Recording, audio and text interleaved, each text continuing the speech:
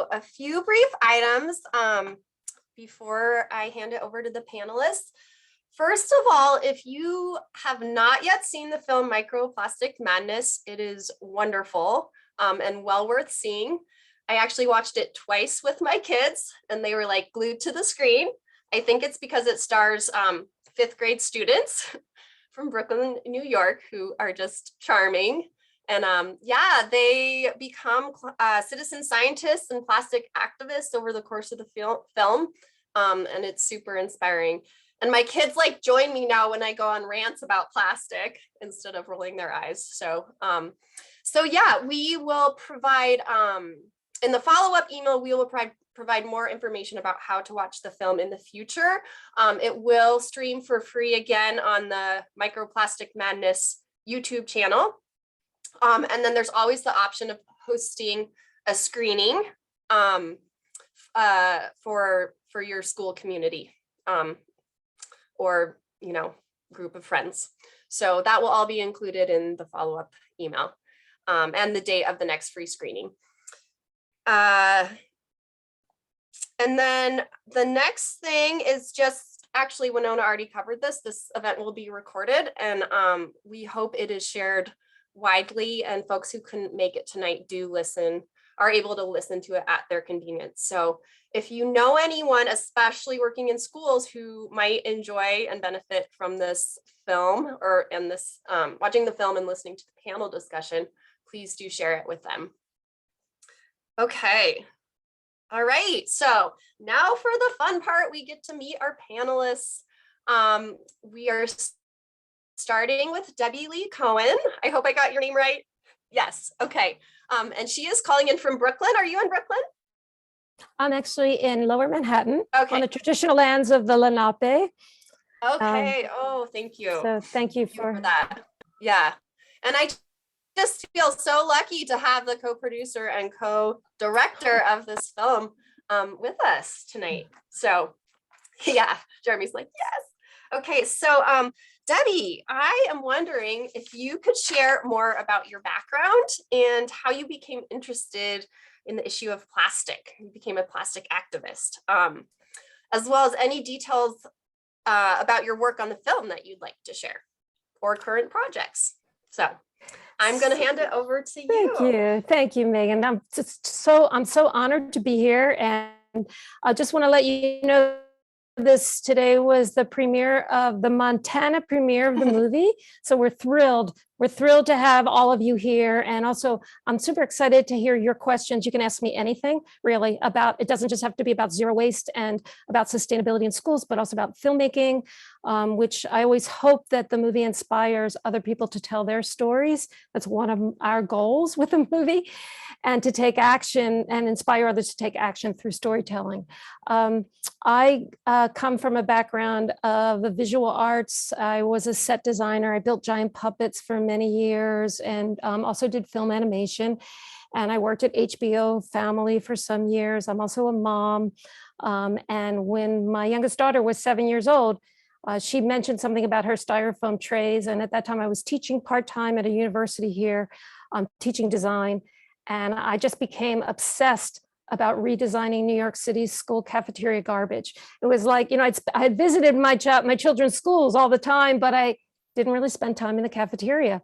And I say the word obsessed because, you know, you hear these stories about, sometimes people hear about an issue and it wasn't really healthy how I reacted to it. Family has a lot to say about that now, but that led me on a journey that I had not planned. And we started a grassroots campaign called Styrofoam Out of Schools, which has since resulted in the diversion or elimination of 500 million styrofoam trays per year from school cafeterias, landfills, and incinerators across the country. So it's like, you never know, you know, you have an idea to take action, and I tell that also because local action is so important.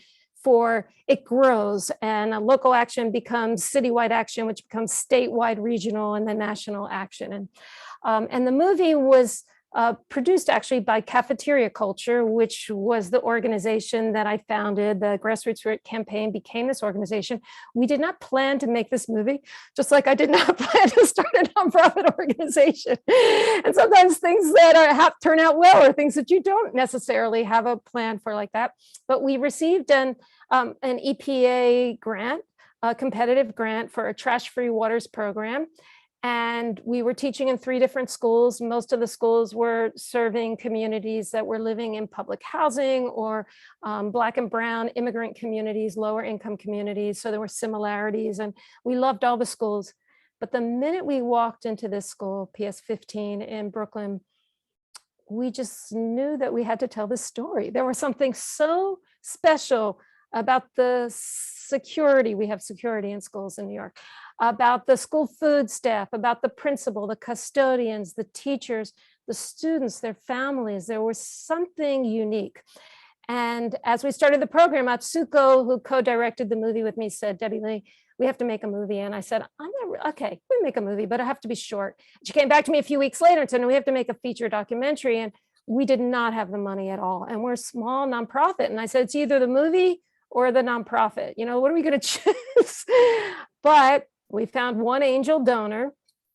We made this movie on a shoestring budget. We did most of it in-house, the animation, even the sound recording. When we ran out of money to go to a professional studio, we recorded sound in the public library, literally in between people flushing the toilet in the room next door. You know, it's like cut, starting over. And I just encourage all of you, because I'm sure in Missoula there are stories to be told, and we all have access to digital devices, or most of us do, and especially students. And a big part of our work for years with Cafeteria Culture has been to provide opportunities for young people, and in 4th graders and 5th graders. I mean, all ages are great, but that age in particular, as you see in the movie, when a 4th or 5th grader can explain something to an elected official or a policymaker, they listen. And part of the reason they listen, because they can explain it so well. If they really understand it, they explain it well, and there isn't all that other stuff mixed in it, like if I'm explaining it or you're explaining it. And that also really inspired us to make the movie. We didn't know that there would be this great ending, this take action ending. You know, you don't always know when you make a documentary.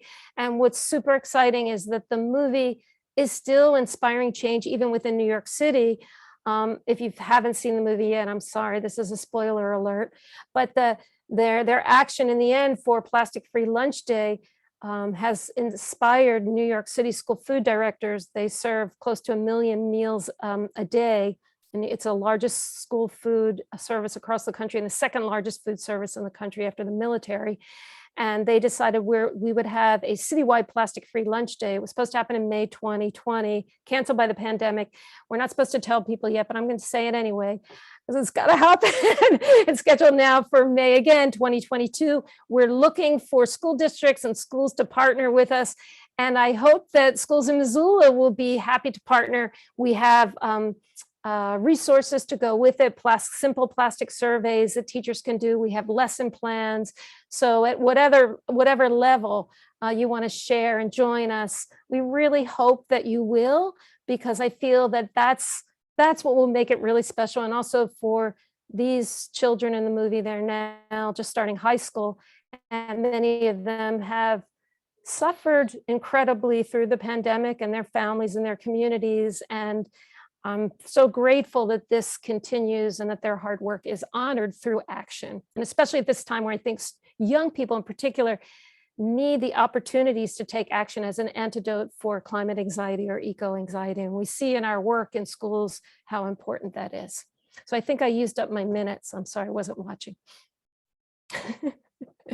Thank you, Debbie. You do have a couple more minutes. Oh. I'm loosely keeping track. I have 6 minutes. So I have one other question for you. Thank you for all that. And yes, let's be in touch about the May Plastic-Free Lunch Day. That was the one thing I didn't want to forget. I noticed that, and audience, some of those too. They're like, this is, the moment, to bring everybody in. It's like the perfect time to do it, because especially right now, people are beginning to learn more. We've had a lot, when we made the movie, people didn't even know the term microplastics yet. And in Mhm. fact, that was part of the reason why we chose that title. You know, when you look for in search engine options, and I thought like came right up at the top. It wouldn't anymore. So I was really lucky. Um, and now there's so much new research coming out really weekly about health and plastics, and in particular around school lunches. Department of Ed New York City will not be talking about this for plastic-free lunch day, but they have our blessing. We're partners with them on it, and they know that we will. And I think, you know, almost every school food cook, or if they're on the line, or manager, the mission of districts across the country who are serving school food is to serve healthy meals. And we talk a lot about healthy food, but we don't always talk about healthy containers. And that's actually how I originally got involved, through a comment my daughter made. And I thought, how is it that we can have 30 PTAs in New York City caring for their kids and funding extra, you know, additional funding for healthy trays, where there were 1,700 other schools that didn't have that funding? I found that so unjust. I couldn't imagine that there wasn't another parent already doing it, and there wasn't. I thought, well, I'm going to find the other parents who are going to do this, and we're still doing it. And so now we're still working on our goal, which is to eliminate the remaining single-use plastics. And the movie has really helped us to accelerate that. So that's where we're at. Do you have any questions for me before, or is that okay, or maybe not yet? That's great, Debbie. And we'll definitely leave time at the end for more Great. questions. Again, feel free to drop questions in the chat. Winona will be keeping track of those. So, and I'll thank put you. my email here too, that you can all, you know, reach out to me anytime. And if you want, if you didn't get a chance to see the movie yet, I've left it up tonight on our YouTube channel. I'll leave it up through tonight, or just let me know. I'll send you a link if you want to, you know, have a preview link. And we never say no to any schools. If you don't have the money to screen it, we find some way, you know, we don't turn anybody away. So thank Awesome. you. Thank you again for including us and screening the movie. Right. Thank you, Debbie. Next up is Lee Ratterman. I want to make sure to get your title right, Lee. You are the City of Missoula Climate Action Specialist. And I know you also have a background in zero waste. So yeah, we'd love to hear more about your background and your current position and the 0 to 50, the Missoula 0 to 50 plan as well. So yeah, I'll turn it over to you next. Awesome. Thanks, Megan. So, hey, everybody, I'm Lee Ratterman. I'm the Climate Action Specialist of the City of Missoula, as Megan mentioned. I've been in this position for just about a year, and my previous experience comes from working as the Zero Waste Specialist for the municipality of Boulder County, Colorado, where I worked for about 10 years. I started in kind of a non-traditional way. I got started working for a local nonprofit, digging through bins on the weekends at events and pulling out compostables and recyclables by hand, which was a thankless job, and did that for a while, and then kind of moved my way up and eventually got my dream position, working for Boulder County as in the Commissioner's Office of Sustainability, kind of writing policy and designing programs around zero waste. A little bit of a different climate down there, if you will. Kind of unending political support, unending funding, just a lot of opportunity to try things out, initiate programs. You know, just as an example, in my time down there, we did a fee on disposable bags at the grocery store. And after months and months of work, just one person showed up at City Council to counter the effort. Similarly, we worked on a zero waste ordinance in the city of Boulder that required businesses, schools, residents to subscribe to zero waste services and participate and provide education and signage and opportunities. Again, City Council, one person showed up against it. It was a really incredible experience, and it's been very interesting to come over to Missoula, where it's not quite the case. It's a lot more of a grassroots effort. Our community is so incredibly supportive and wants zero waste in all aspects. And we have some real limitations at the state level, and we have some real funding limitations and all of those sorts of things. So I love the challenge. I'm so happy to be working on it. I thought tonight I would kind of share some of the City of Missoula's overarching goals and then kind of talk specifically about zero waste. So I'm gonna, if you could just give me 1 second, I'm gonna share my screen here.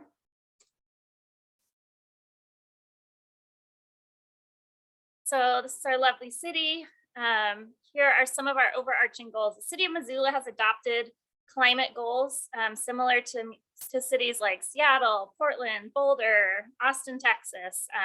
We are ambitious and serious about our efforts. And so the city has adopted a goal around its own municipal operations to become carbon neutral by 2025, which is coming up very soon.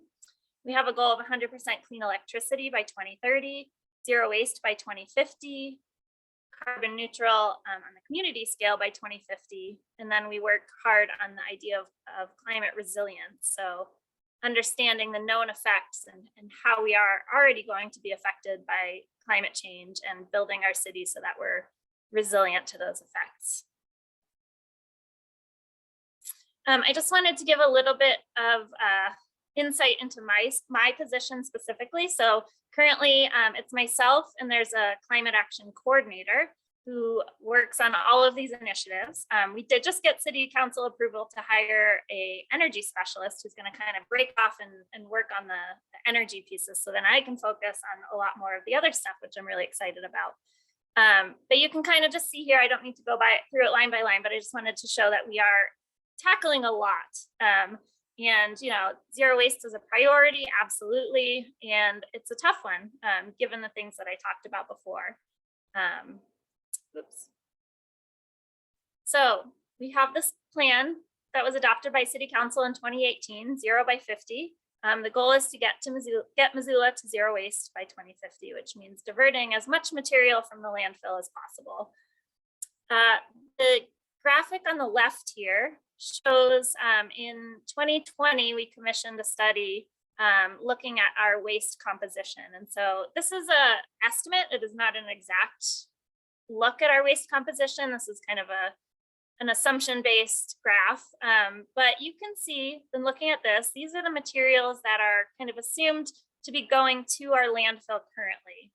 Of those materials, about 85% of them could be diverted. So composting, recycling, construction materials, all of those sorts of things we could be diverting from the landfill, and we're just not currently. So we have a lot of work to do.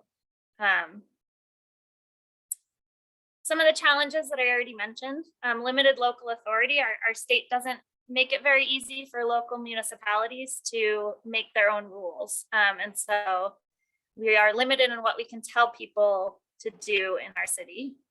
Funding is always an issue. Capacity, hopefully I drove that one home by showing you the work that just two of us are doing in our city office. And then lack of local end markets. And so the economic viability of bringing zero waste businesses into our city is difficult. We met with, just for an example, we met with with a mattress recycler down in Colorado, and he has an awesome business. And he said the only way to make it economically viable is to have a population of 1 million people, which is the state of Montana, not the city of Missoula. And so we were pretty, pretty downtrodden at hearing that, what can we do? We have a pretty good population of people who are disposing mattresses in the landfill, and it would be awesome to have another option for people, but we're just not quite there yet in terms of population and economics and incentives and funding and all of those sorts of things. And so that's kind of some of the challenges we're facing at the city level. Now, I don't want this to look like we don't have community support, because you see all these people on this call. We have incredible community support of people who want to make change and to participate in zero waste within our community. And we're always just trying to figure out the balance of how we can provide those sorts of opportunities. We have had some successes that I wanted to talk about. And so these are all successes that are named in our 0 by 50 plan. So if you're interested in going to read the whole plan, it's great. You should, and it lives at 0 by 50 Missoula.com is where the plan lives. But these are some of the things that we've done since the adoption of the plan that we're, proud of. And we've done this in conjunction with community partnerships. So we've increased materials accepted at our municipally owned compost facility. We've increased access to compost and recycling in a number of places. There's a household hazardous waste facility in the works to kind of give our residents an opportunity to responsibly dispose of hazardous waste materials. Zero waste events have become popular in the city of Missoula, and Home Resource, who you'll be hearing from in a bit, is starting kind of reinvigorating a business recognition program that they're calling Pledge Zero. So they'll be working with businesses to handhold them on their path to zero waste and then recognizing them for it. I'm not going to steal the zero waste school thunder from the other panelists, but I just want to say that zero waste schools and the youth absolutely fit into our zero waste plan, because I have spent most of my career trying to convince people why zero waste is important. And people who don't want to hear the environmental aspect, you come up with the other arguments for. There's the economic argument, jobs creation, health, environment, healthy soils, and local food. And you don't have to do that with youth and kids. They get it immediately, and they just want to know, what can we do to help? You don't have to spend all of that front time getting people bought into the mission. And so schools are an awesome place to start, because kids learn it at school, they bring it home, they bring it into the community, they expect to see recycling and composting opportunities when they're out and about, and that helps further change significantly. So I'm really excited by these efforts, and thanks so much for having me.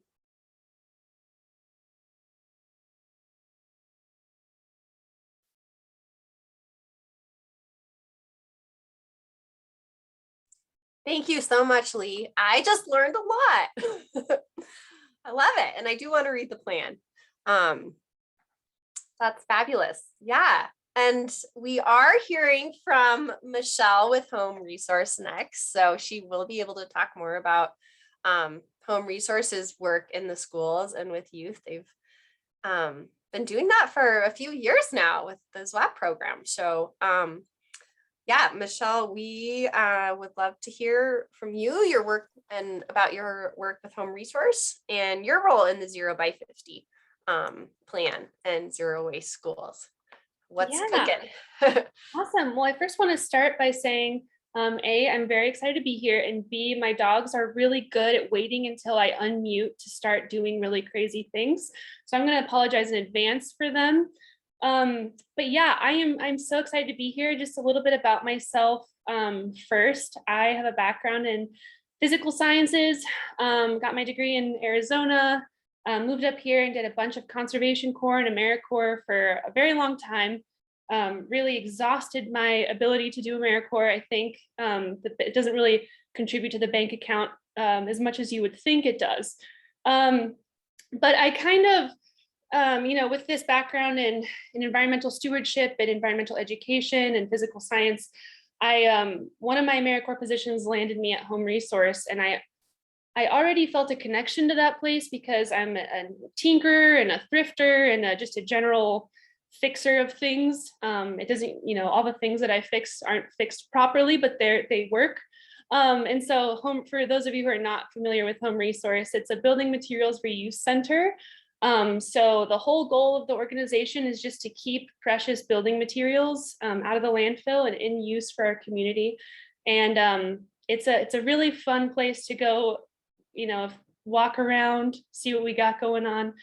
Debbie, if you're ever in Montana, I highly recommend stopping by and seeing all the fun stuff that we have. But I have a very short background in zero waste, actually. Like I said, I just kind of stumbled into it. I didn't really know what it was until about a year ago when I started my AmeriCorps position. And immediately I was like, oh yeah, this is the solution. This is it. It just makes sense. It clicks for me. And now I'm the zero waste education manager for Home Resource. And yeah, it's been really fun. I'm going to talk a little bit about our SWAP program. We have quite a few education tendrils kind of in the community. Lee mentioned zero waste events. So we do some zero waste education on how to sort garbage properly for the Western Montana Fair and some other events. But I'm most excited by our 5th grade program. And when I saw this movie, I was like, yes, 5th graders are the best. They are amazing. And I love them so much. They just get it just immediately. And they're so excited. And I'm going to share my screen. I just have one slide, but I have some fun pictures to share with folks. Let's see if I know how to do this. All right. Let's see.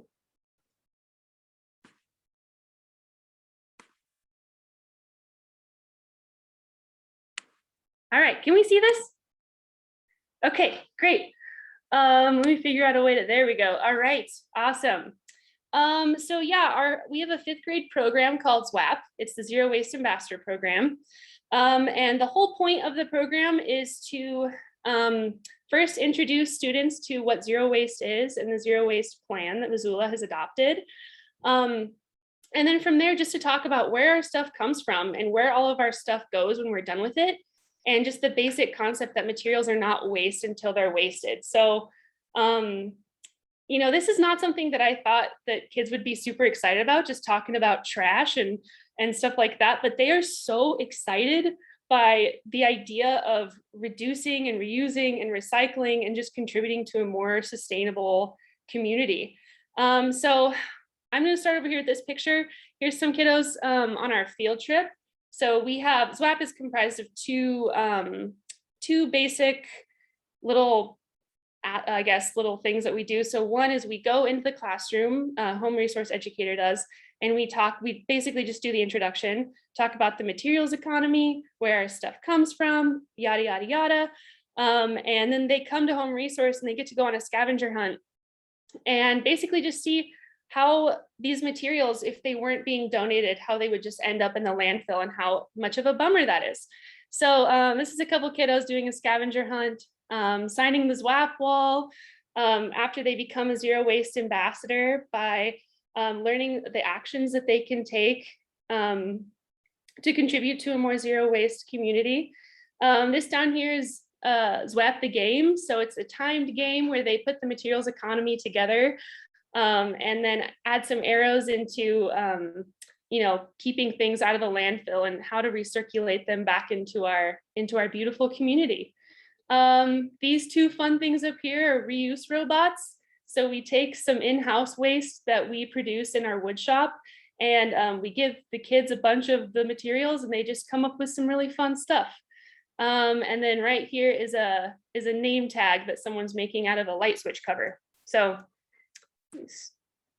stop that right there.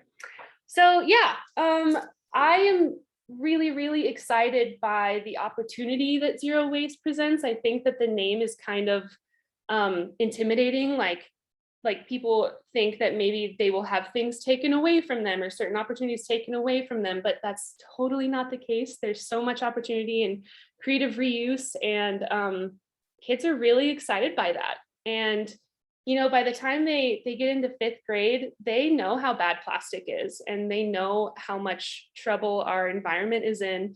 And like you said, Debbie, they're excited to start contributing to a more sustainable future. Like they want some actionable, tangible tasks to do. And so, yeah, that's pretty much it. I talked really fast. I'm just so excited by all of this. We also have some fun summer camps that we do with all ages and some after school programs, but my heart lies with the 5th grade program for sure. So. Thanks, Michelle. Are there any, so I know there's the 5th grade SWAP program. Are there any current or future plans for extending that curriculum and learning around plastics into middle school and high school that you know of, or any kind of like educational standards around learning around plastic and waste? Yeah, absolutely. So our 5th grade program was actually made with the help from MCP at Missoula County Public Schools. And so we have actually, Jeremy was one of my predecessors, and helped create this beautiful SWAP program, and also helped create the 6th grade curriculum that we're actually going to pilot this. We're going to pilot it this spring. So that curriculum looks a little different. That's going to be completely teacher led. So the 5th grade program is us going into classrooms and them coming to home resource, and the 6th grade curriculum is just going to be a continuation and a deeper dive into how the materials economy disproportionately affects people, and in each step of the materials economy, how that actually physically and scientifically contributes to a warmer planet. So it's just kind of a deeper dive into that stuff. Yeah, so hopefully that'll go out this spring, which is really exciting. Awesome. That is a great next step. Yeah. All right. Thank you, Michelle. Mhm. And let's see. So we have Jeremy Drake up next. And I have gotten to know Jeremy a little bit through the Wrestle Zero Waste like mini planning team. And yeah, he's doing awesome work, and I've already learned a lot from him about the zero waste world and zero waste schools. So yeah, Jeremy, similar to the others, we'd love to hear about your background and how you got interested in zero waste, as well as your company and strategy. So Strategy Zero's work with MCPS. Yeah. Thanks, Megan. And thanks everybody for being part of this and for coming to this event. My journey with zero waste started probably 15 years ago or so. I was living in Los Angeles, and there was a lot of activity going on in the state of California around zero waste, still is. And I kind of got bitten by the bug. And my family and I moved to Missoula in 2013. And I brought with me this little, seed of zero waste. And the soil in Missoula was very fertile for it. Deep roots in sustainability and resource conservation, being there, I think played a part of that, but it's just very conscious community. Climate work was already going on there. And so, just trying to kind of drop this little seed, just the words zero waste, and they just blossomed. And so, so much great stuff has happened in the last nearly 10 years in Missoula. And I'm excited to have been a part of it. I spent 5.5 years really doing a lot of this kind of early work in zero waste in the community at Home Resource. And that's when we started ZWAP and with the community, wrote the 0 by 50 plan. I met Lee down in Colorado back in 2017 when she hosted a small group of us from Missoula that came down to her neck of the woods to learn from communities that were working towards zero waste. And so it's awesome now that she's helping us here in Missoula do that. I've learned so much from doing this work in Missoula. We knew when we got the city council to adopt the 0 by 50 goal that there was some big stuff that needed to happen for the community to get there. And one of them was to get the schools on board. And so Lee's predecessor, Chase Jones, when we were working with him, we said, hey, Chase, let's get the mayor to talk to the superintendent and say, hey, buddy, we can't do this without you. Without the schools, we can't get it done. So we had a meeting. And it was like a 5-minute meeting, and the mayor said, superintendent, will you please help us with this? And that moment, the leadership of the school district got on board, and everything kind of rolled out from there. So with his support and partnership, we did a zero waste planning process in the school district. And we ended up with a great plan for the district with some recommendations. And that led us directly to launching the first pilot program with Christina Stevens over at Jeanette Rankin Elementary. She was bold enough and courageous enough to be the petri dish for this program. And her willingness to do that has now resulted in the district kind of doubling down, seeing the benefits across the board for zero waste schools. And now we're working with, in earnest, we're working with 4 more elementary schools right now. And when I say we, it's Zero Waste Strategy, Zero Waste Solutions is my consulting firm. But we, as a bunch of folks from each school, Megan, who's a parent at Russell, the custodians at Russell, the principal at Russell, food service folks, there's teachers involved. It's really a team effort.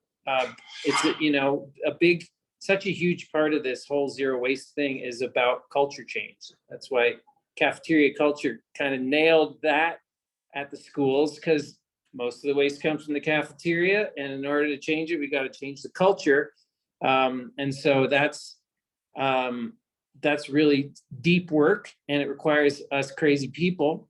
And so the more people that are involved in the planning process, the more potential there is for success, the more sustainability there is kind of baked into the program. People have the opportunity to express their concerns and their reservations about what this might mean. Does this mean I'm gonna, you know, I'm the custodian, does this mean I'm gonna have twice as much work, you know? All these things are such a crucial part of figuring out in order to get a zero waste school off the ground. And Chris Stevens, who's with us from Jeanette Rankin, you know, she was there at the beginning when we were still figuring all this out. There's still a lot of work to do at all the schools, and just excited to be able to support the schools moving in this direction. Is that good for now? That's great, Jeremy. I do have a question about the term zero waste that we alluded to earlier. In the film, there's the zero waste signs up, and we see the schools are still producing waste. So what does it mean to be a zero waste school? And I think your comment about culture touches on that, but can a school really produce no waste at all?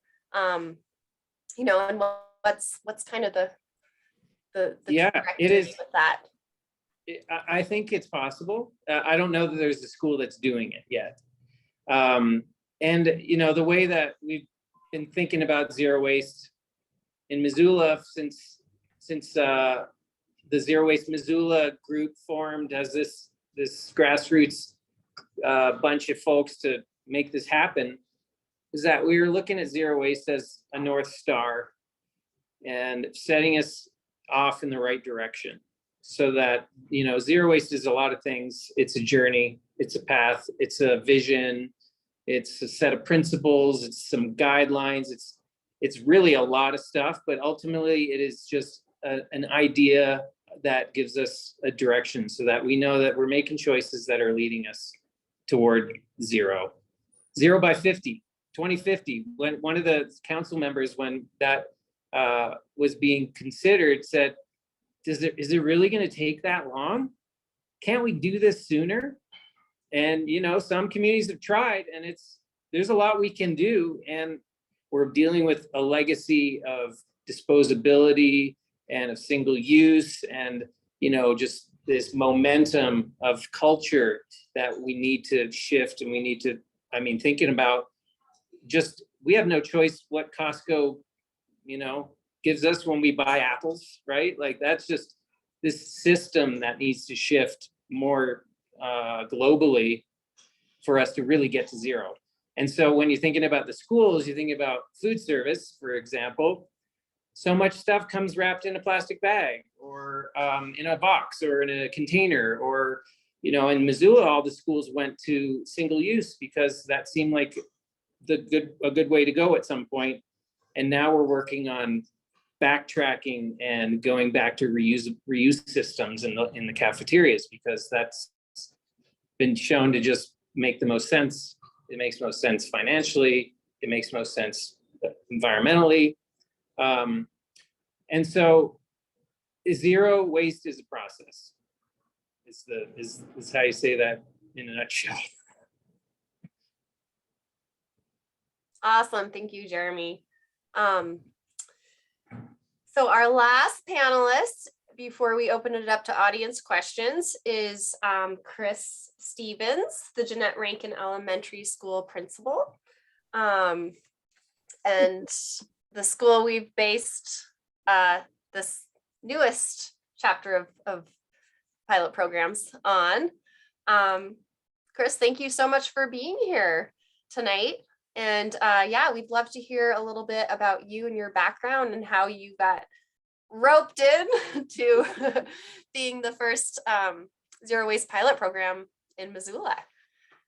Well, And how it's gone. We want to hear about the Okay. last few years and the challenges and the successes and absolutely all that good stuff. I've been in education 29 years, so this is my 29th year. I was at Meadow Hill Middle School for 25 years. And where I really got to get involved in the recycling was we had a life skills program. And my teacher in the life skills program wanted to recycle with kids. So she did it school-wide. And, you know, Missoula has come a long way from back in those days because we could recycle within the building, but we had to haul everything to them, which really made it hard for the teachers and for the people who are trying to recycle, because then you're getting a trailer and you're hauling all of this paper and then you're unloading it and it took hours. And then when we reach out to get like containers to put it in, then it cost us money. So then it's costing us money to recycle. So we had a lot of struggles at Meadow Hill. When I moved to, I really moved to Cold Springs, an elementary school. And in the process, we were building a new school. So I knew that the parents that I had at my school at Cold Springs were very supportive of recycling. They had mentioned that to me when I became the principal. And so as we were planning our new building, we talked about, you know, like we envisioned how to do it. And I always knew that when you're already at a school, the biggest barriers are where the garbage cans are located and how much space you have. And all of those things that you don't have, you could plan for in the future. So we were able to think about those things in advance and create a nice space in the cafeteria where we know a lot of that waste is happening. And so we had these visions in our mind in advance, but really we were still, you know, we just had these visions. We didn't have it in place. And, you know, Jeremy makes me sound like I was really wonderful, but really I was his pawn because he knew what to do and I was just willing to do it and help.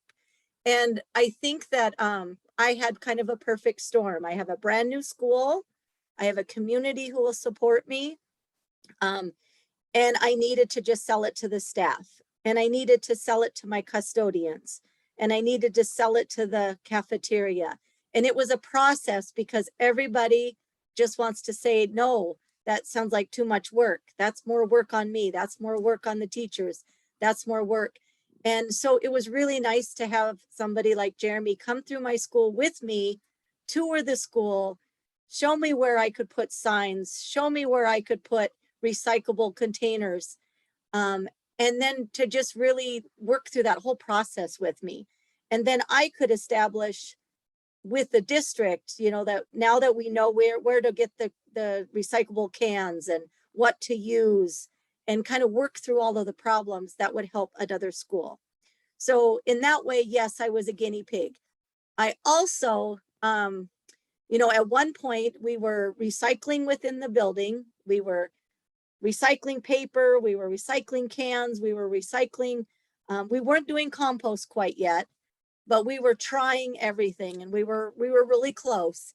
And they wanted to do an article on us. And I said, absolutely not. You cannot do an article because we're doing it within the building, but then everything's still going in the garbage. If you drove by my school and you said I was recycling, you would say she's a liar. There's two great big huge garbage cans and nothing else out there. And the holdup was really Republic and our district and figuring out costs. And so I said, I'm not doing it until we can work together. And that really inspired my district to talk to Republic and then to get things going for us, because I just refuse to say that when I'm not doing it. And you know, it really started, Mark Thane was our superintendent then, and he asked us, is there any school who would be willing to pilot? And I said, absolutely, I'd be willing to pilot. But I want to know what you guys are going to do to help us and support us. So Republic has really stepped up, because we would hit barriers and then I would reach out to them and tell them what our barriers were. And some of the barriers were like simple things like cardboard. In a school, you can't imagine the amount of cardboard that we have. Boxes and boxes, everything comes in boxes. But then when you want to recycle great big boxes and then you put them into a little tall, skinny cardboard, that's very hard on my custodians. And then they're having to cut it smaller. And so we were like, wait a minute, I need a container that I can put in big pieces of cardboard, and we make it easy on my custodians. So there were little fights along every way, because you have to help the people who are helping you. And I was lucky enough when we first started that there was somebody who was willing to donate and take my compost. And at that time, Republic was not doing it. And so for a whole entire year, we had our compost picked up for us, but never had to pay. So at the end of the day too, a lot of times it falls on the dollar, which is so frustrating because we're trying so hard. But I would say that within 4 months, we cut our garbage in half. So where we had our big garbage cans outside, we were able to take those away because we had cardboard, we had aluminum cans. Our aluminum cans we save, and Republic takes them and then they take it off our bill. So within just 4 months, we were able to show that we were saving money by recycling, which is unbelievable because it didn't feel like that to start. But I think it's really a team effort. And I think the most important thing, I think, is to see it. And I'm really willing for people to come and see the school and walk through the school. We do an amazing job in the cafeteria. I'll tell you that. We train the kids. They're doing great. In the classrooms, I don't think that we're as good as we are in the cafeteria. Do the teachers save paper and put recyclable in the hallways? Absolutely. So we have bins on each wing, and then the custodians just go to the wings. They don't go to every single classroom, because we knew that that would be a real problem if the custodians are responsible for going to every single classroom and getting paper and getting cardboard and getting cans. So we have these areas within the building where people take them. The only place we have compost though is in the cafeteria, which is on the main floor. So does garbage go into garbage cans, or does compost go into garbage cans? Yes, I know it does in the building. But we're working on it. That's why I say we're not zero waste yet. We have a ways to go, but we've made a great improvement. And I just think that it's celebrating all those little things along the way, and just recognizing all the people who helped us, because it took a lot. And I couldn't have done it without Jeremy. I mean, just having their vision and, helping us along the way, because we want to do the right thing, but time is just so precious. And then it's just fighting those little battles, those internal battles that you get within your building when people say, it's just too much work. I can't do this. I can't do this. And I kept saying, well, we can. What do you need? What is it that you need? And my district was very supportive in doing that. And so we kind of had that perfect storm too, because the district wanted this to happen. But I wanted it to happen right, so that when people drive by, they see that, yes, indeed, they are recycling. And yes, there are places where there's garbage, but there's also places where there's paper, and there's places where there's compost. So that's my long spiel. Wow, thank you, Chris. That's super inspiring. And yes, amazing leadership there. And Jeanette Rankin is serving as a model and inspiration for now these other schools. And that's just going to continue to trickle out. So yeah, let's see, we're at 6:27. So I want to be sure to leave time for audience questions for our panelists.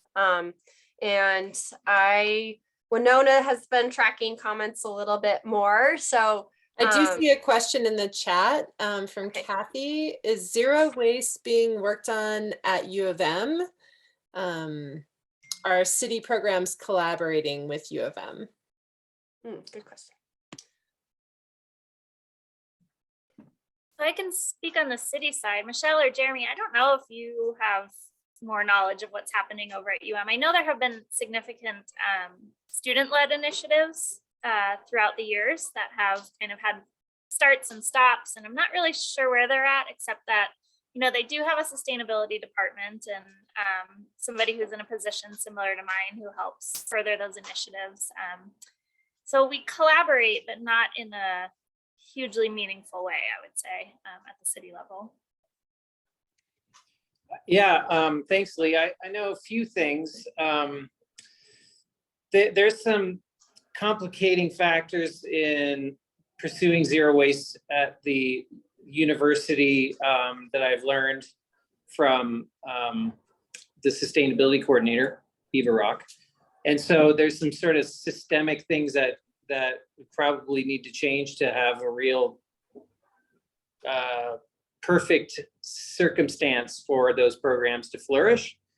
However, they've been making some progress. They have been working with Missoula Compost Collection for several years to collect food scraps from their main dining services operations, and that's been a big deal. And they worked with a consultant out of Canada a couple of years ago who did a campus-wide assessment for recycling bin infrastructure. And they came up with this really cool program that I believe they're implementing called All in the Hall. And it's similar to what Chris was talking about we did at Jeanette Rankin, where there's no cans in the individual classrooms.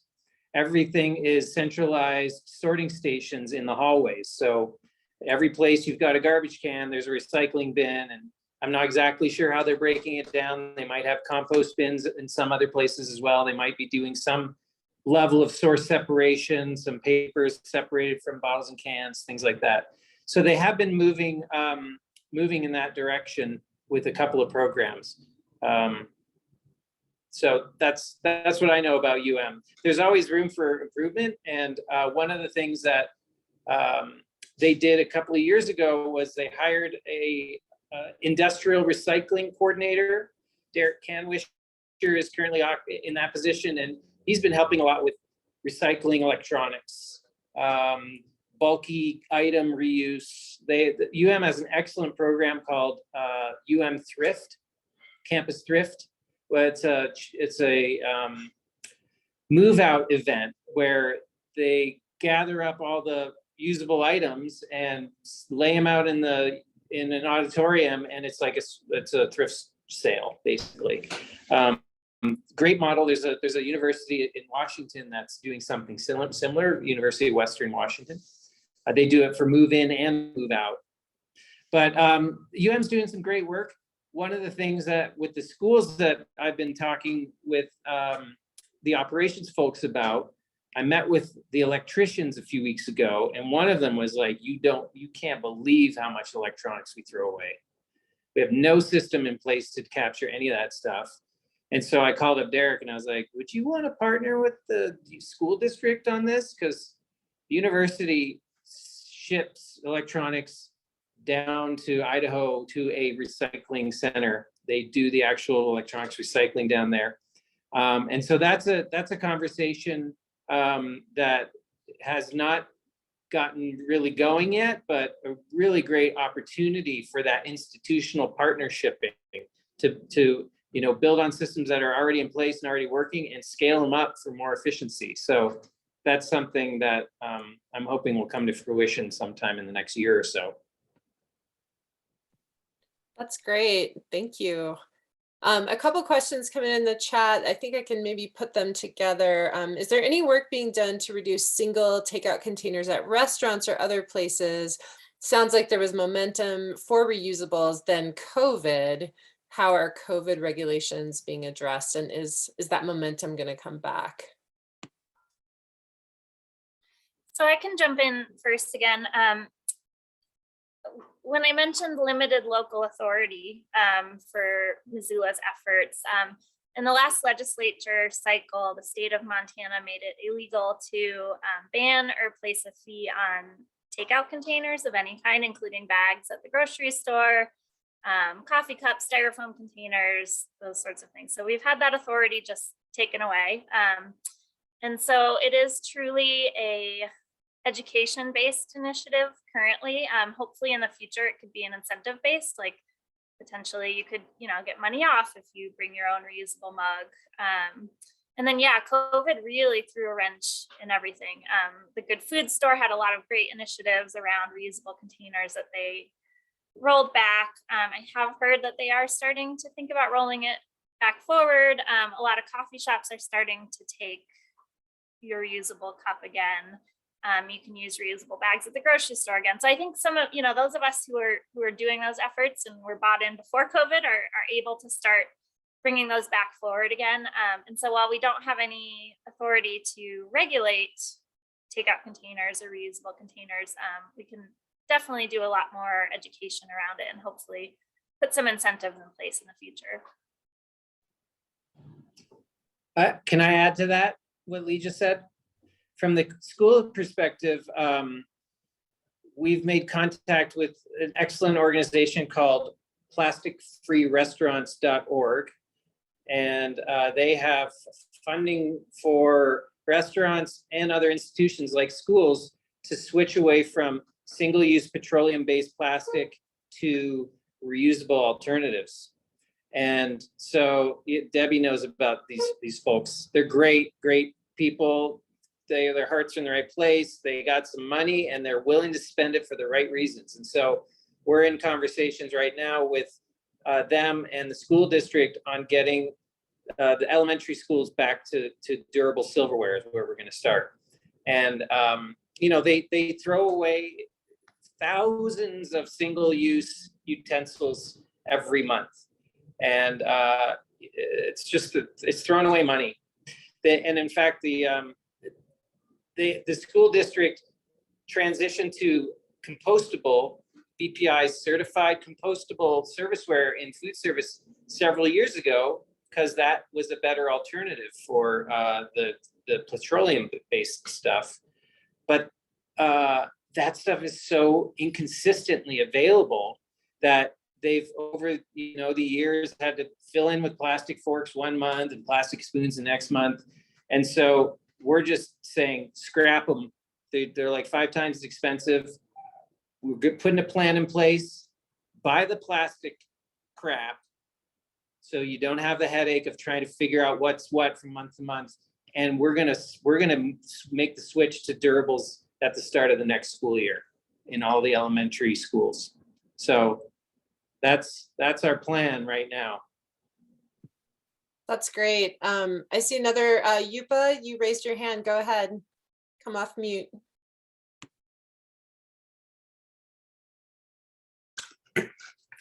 Just curious to hear, hi Jeremy, what the current use of plastic is in the schools in Missoula.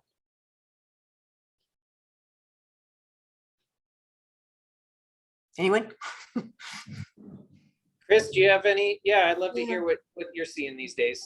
For the most part, it's more the juices, apple juice, orange juice. You still see those plastic containers. Milk, you don't. And I was thinking about this earlier. For the most part, we're doing better about all of those things. I see things like carrots, like we have our salad bars now and we don't have them in bags anymore. The kids can grab them. They're using stuff for the salad bar, but it's mostly the juices, I would say, And then of course, any like the breakfast items, you know, I just, I'm still stuck in this world where we have French toast in a bag and waffles in a bag and pancakes in a bag. Like I always tell the kids, I'm too old. We didn't have this in a bag when I was a kid. But those are the most things that I see are those breakfast items, granola bars, that kind of stuff. Other than that, I don't see a whole lot. And I feel like our families are doing a much better job in their cold lunches. I mean, the lunch boxes that they have these days are pretty unbelievable with the little containers and the separators for food. I mean, my gosh, we didn't have those in my day either. And I'm not even that old, but I'm pretty old.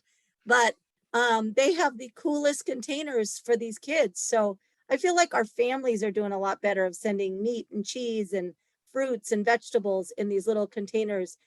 Some of them are still plastic, but they're reusing them over and over and over again. And then the other thing I failed to mention last time too was just to fill your water bottles. We're really big on water bottles at Jeanette Rankin, like reusable water bottles. And we have all of those kinds of water bottle fillers all over the building too. And so that really helps to take away plastic when we're not modeling it and when we're all carrying around our water bottles. So we really try to model the better behaviors as well. But yeah, we still have some room to grow for sure, especially with breakfast. Yeah, and multiple comments just coming in the chat. I'll let folks read those. I have a question. Is there any effort in other kind of systemic institutions in Missoula County? The one that I think of as a mom who likes to take her child to the pool every summer is Parks and Rec. And I have to say, I was at Splash last summer and my daughter wanted to go get something from the cafeteria and I had never been over there. And I went over and she wanted to try these dots. And I was like, okay, I was a little bit distracted. She got them. And then I sat down and I realized that everyone was having those dots and they literally spent 2 minutes eating them. And they're these hard plastic containers and the trash was just like this high with dots containers. And I was like, oh my God. I was like, next time we're getting a cone, if that's here or somewhere else. I was like, we're not getting dots. But anyone have any insight on that or other institutions? Well, I've got some thoughts. There's a lot of opportunity, I think, in Missoula for some citizen engagement around things like this, and in terms of like helping Lee get the support that she needs from leadership to do things that are gonna move the plan forward, right? So, for instance, while we were working on the zero waste plan for the city, the Parks Department adopted a zero waste in the parks policy. And it's great. It's awesome. It's a model. And maybe it's not being fully implemented. So there's a real opportunity there for people to be like, hey, can we take a look at that zero waste in the parks policy, city council? Do you think we're doing good here? What can we do better? And, you know, planning is like the first smallest step of any of this stuff. You know, with the school district, it was that way. With the city, it's that way. And you really need to build the human capital and the capacity to make these plans come to life. And so I think what that looks like for Missoula is we got this great plan. There's a lot of really great stuff involved. How do we provide that community support to make sure that it gets implemented and you know, rises up to the level of urgency for the city council that we all feel around it. That's great. Thank you. And I see Michelle putting an opportunity in the chat about volunteer opportunities. Michelle, we should talk. I think we have some volunteers who would love to help elevate that effort, who are really interested in plastics. So other questions? We're coming in on our maybe our final question. Megan, what do you think? Yeah, and if it's okay with the panelists, I would love to, if there are questions we don't get to, just providing contact information for our panelists. If anyone on this panel has specific questions or ideas, for being involved, yeah, we'll be sure to keep everyone in the loop and provide those contacts. I have one sort of announcement, I guess. Yupa Stein and I, Yupa's here, we've been working together on zero waste stuff for many years. We co-wrote some articles together, we did some events together, and Yupa is one of our local treasures as a plastic expert. She has dedicated herself to understanding the plastic problem, life cycle, plastic, everything about it. She's an excellent resource, super passionate about plastic. And she and I have been talking lately about teaming up to try to get some momentum around zero waste in the state of Montana, and in particular around some plastic stuff. The legislation that Lee mentioned was passed last year, HB 407, the preemption law, a ban on bans. There's opportunity with the next legislative session with the right leadership, which we know there is, to challenge that. And so we're launching Zero Waste Montana, and we are going to be an affiliate of Zero Waste USA, which is the national affiliate of the Zero Waste International Alliance.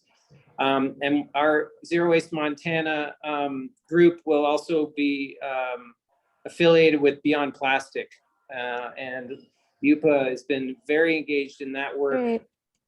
And so we're hoping to mobilize support. We don't know exactly what it looks like, but we want to figure out this plastic thing in Montana. And so we also want to help other communities with peer support to figure out what are the steps they could take as a community from the grassroots perspective on moving their communities towards zero waste and starting to build that people power statewide. I just want to say, let us know if cafeteria culture can help. We're friend org of Beyond Plastics. I'm on their advisory board. And, we really believe in that the scaling it up. And I think now, I just said this to Judith Enck on a meeting this week, that the health issue in particular, like how do we get people who aren't in our algorithms or sitting across the aisle to join us in this plastic-free work that we're doing. And the health issue is really gigantic in that way. And the studies that are coming out, that's what we found with the styrofoam, getting rid of styrofoam in school districts, large urban school districts across the country. But I think that's still true. And we're happy to help you with that. We now have an MD on our staff actually who's helping us put together some resources that we can share. That's great to hear. It's also really important for people to understand how much impact plastic has on climate disruption as well. A lot of work needs to be done in that area too. But I look forward to talking to you, Debbie. So. Likewise, Yupa. It's great. Well, congratulations for taking that on, and we're happy to help you if we can, and to use the movie also, which seems to be a good tool. We've been in some cities that are pretty conservative, and we've had some really, and everybody enters at a different place. In Missoula, you're so far along already, but and it's true in New York State too. There's it's not Montana. We don't have the ban on bans, which is really crazy, and but different municipalities enter at a different place, or different school districts enter at a different place, and being sensitive to that. And showing Chris's school as an example. Chris said something that's really, really important, that she's like, people have to see it, or something like that. That's part of the reason we made the movie, that most people don't have a really good imagination of like, well, what can zero waste look like, or what can plastic free look like? And they see something and think, oh yeah, we could do that. And that's why like those small pilots, we so believe in them. That's how we operate in cafeteria culture, affordable small pilots, but we document them really well. And, that's part of the way that we're able to scale things up. So I'm super excited. Congratulations for all that you're doing. So exciting for me to hear about Missoula and then think about Montana. It's really great. I think what you said about those pilot projects and how much can be incubated and learned and how the ban on bans stops that innovation. I think that's important to bring that into the conversation as we're out in the world as well. And also, I just wanted to know, to just let you know, in the movie, you know, where they have the sign up in the cafeteria, that PS15 is a zero waste school. And we talk about it briefly. You know, it's so hard when you make a documentary. Every segment you could go off and tell more about each thing. New York City had an initiative that started a little over 5 years ago, which was to take 100 schools sort of randomly. They were on a truck route for compost at that time, and do this experiment with, you know, to try and give them some extra support and that they would become these model zero waste schools. You don't have to quote me on this. We were not a part of it, cafeteria culture, but it was really not successful. And I had a lot of hesitations in the beginning when the city put this money out. I thought, well, it makes sense and you want to be supportive of it. But in a way, like, well, what's happening? What you did, like with Chris, with your school, where you take one school and you really show, you know, well, what happens when you have all the support, a principal who's going to make sure that support's there. And that's basically how we function as an organization is, you know, taking those small, sometimes it's not the whole school, but taking, you know, a small pilot or whatever you can do. If it's to eliminate just the utensils and doing just the utensils pilot, rather than thinking we got to do it in the whole district, doing it in one school or doing it one day and then doing it once a week and then doing it, you know, and how it builds up. And that's really how we've been able to do it, you know, with our work in New York City. And it's interesting as a model that I encourage that even as you go beyond to Montana, in other places in Montana, you know, if you can't change a whole district, you find one school where you can model it in that district, you know, like Chris's school, and then show everybody. And Chris, I can't wait to come one day and see your school. It sounds amazing.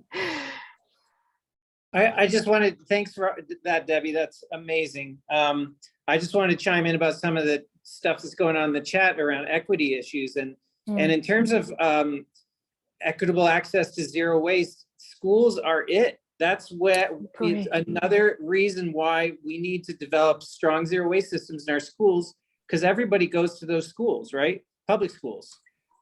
Private schools need them too, but let's focus on public schools and make it possible to show everyone what we can do, what is possible.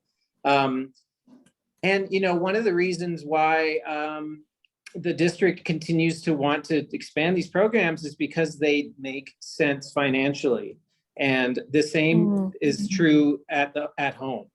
You know, if you can reduce your waste, and in Missoula, there's the option for the small bin. They don't tell you about it, but you can get the small bin and pay less than the person with the unlimited garbage service. So suddenly you say, okay, our family's going to get the small bin, and now we have $20, $30 extra a month to pay for compost service or something. So that's something to look at. And I think that's the main thing that I think comes up when we talk about adding services, composting, recycling. It's too much money. It's going to be too expensive. Well, but when you cut garbage in half, which is the most expensive disposal option, suddenly you've got money to spend on the better solutions. This isn't across the board at the schools, but in some cases, in the work that I've been doing with Republic to revise services for this new batch of schools, including the commercial, the central kitchen, in some cases, the cost is dropping with a tripling of diversion services, because garbage costs $500 a month or whatever, 5 times a week of service. You cut that back to 3 times a week, and suddenly you're paying under $300 a month. And so recycling costs $50 a month. Like what? That people don't get that math, which is simple math, but they don't think about, oh, we're not putting more stuff through the system. We just need to put it in different bins. And with the bin that costs the most, let's put the least amount in that, and we're all good. So yeah, equity and access is key to the 0 by 50 pathways, the guiding principles. And I think we need to educate on the fact that adding service doesn't automatically equal inequity and more expensive for everybody. So we're definitely work to be done on that. When we start talking community-wide or universal services and unit-based pricing or metered service, it gets kind of complicated, but the principle still applies. If there's strong markets for the good stuff, and you can build programs on that, then those are typically going to be more cost effective than throwing stuff in a landfill or an incinerator.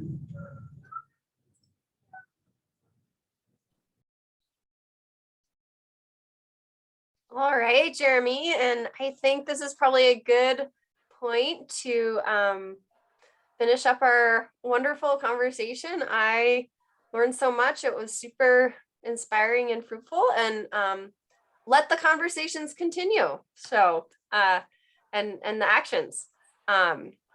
We will be sending up we'll be sending out a follow-up email with resources and ideas and contacts, and just go from there. Yes, thank you, everyone. Appreciate you being here. And we'll have more events and more opportunities on our website, but we'll send links to all the organizations who were here tonight, contact info, everything in our follow-up email. Thank you all.